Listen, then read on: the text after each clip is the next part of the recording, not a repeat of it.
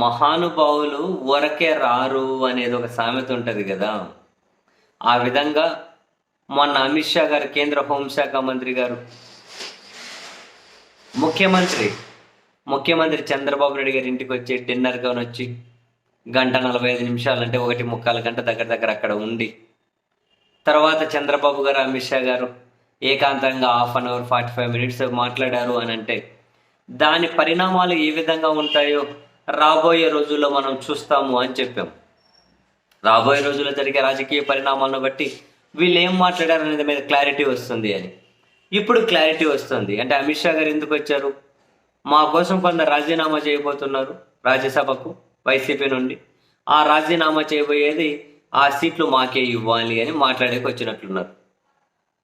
And అదే సమయంలో మేము రాజకీయంగా ఇక్కడ కాసింత బలపడే ప్రయత్నాలు చేయబోతున్నాం, మీరు కాసింత సహకారం అందించాలి అని చెప్పి అక్కడ వీళ్ళు ఏదో వైసీపీ నుంచి వచ్చే వాళ్ళ గురించి మాట్లాడి ఉంటారు. కానీ ఆ ప్రమాదం చంద్రబాబు సార్ కానీ పొంచే ఉంటుందని తర్వాత తెలుస్తుంది. అండ్ ఇప్పుడు విజయసాయి రెడ్డి గారు రాజకీయాల నుంచి తప్పకుండానే ఒక స్టేట్మెంట్, ఆ విధంగా ఇంకా 2-3 స్టేట్మెంట్ ఇవ్వడానికి ఆయన దారి ఓపెన్ చేసి పెట్టారు. ఇంకో 2-3 దారి ఓపెన్ చేయడానికి ఆ స్టేట్మెంట్ ఇచ్చి ఏమంటారు, ఈ స్టేట్మెంట్ ఇచ్చి దారి ఓపెన్ చేశారు. ఒక విజయసాయి రెడ్డి గారు కాకుండా ఇంకా 2 వెళ్ళినా, 3 4 వెళ్ళినా అది డెఫినెట్లీ బీజేపీ ఒత్తిడితోనే పోతూ ఉంటుంది. ఇక్కడ అర్థం కాని విషయం ఏంటి అంటే, ఇది వేరే పార్టీలో ఉన్న వాళ్ళని లాక్కోను, వేరే పార్టీలో ఉన్న వాళ్ళ మీద గాలం వేసో, వాళ్ళను బెదిరించో, ఆ పదవులు లాక్కొని, ఆ అధికారాన్ని ఉపయోగించుకొని, వ్యవస్థలన్నీ ఉపయోగించుకొని, అధికారాన్ని ఉపయోగించుకొని, వ్యవస్థలు ఉపయోగించుకొని ఇంత దారుణంగా చేసేవాళ్ళు మొత్తం అంటే దేశంలో ఒక నియంతృత్వం ప్రకటించేస్తే సరిపోతుంది కదా.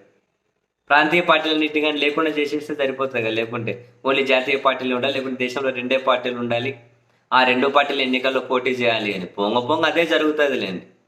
ఇప్పుడు ఏ మోదీ గారు, అమిత్ షా గారు లాంటి వాళ్ళు ఇంకా కనుక రాబోయే తరానికి ఇంక 2-3 తయారయ్యారనుకోండి, ఈ విధంగా ఇంకా మనం ప్రజాస్వామ్యం అది ఇది విలువలు రాజకీయాలు దీని గురించి మాట్లాడుకోవడానికి ఏమీ ఉండదు.